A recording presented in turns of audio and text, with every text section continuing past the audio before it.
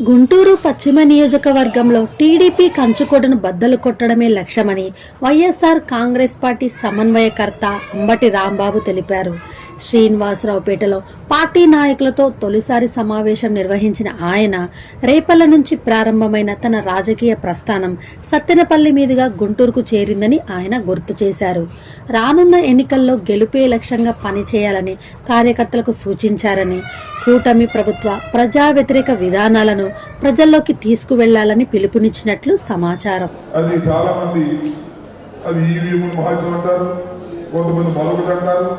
ఒక భారీ ఓటమి మనం చవి చూసాం. కేవలం 11 సీట్లు మాత్రమే గెలుచుకోవడం జరిగింది.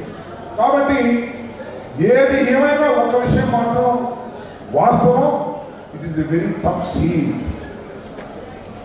కారణం 3 సార్లు మనం గెలవలేదు కాబట్టి ఈ టఫ్ సీట్ ఎలా గెలుచుకోవాలి అనేది మన టార్గెట్.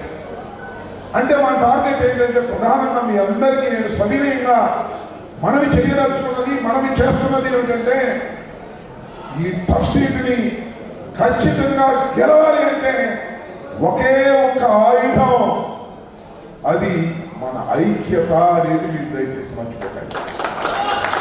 ఎక్కడ చీమ కూరే సందు కూడా లేకుండా ఐక్యంగా ఉన్న రోజున తెలుగుదేశం కంచుకోట అనుకుంటున్నారే, ఆ కంచుకోటని ఒక్క దెబ్బకే పగలగొట్టగలుగుతామనే విషయాన్ని మీరు దయచేసి మర్చిపోలేదు.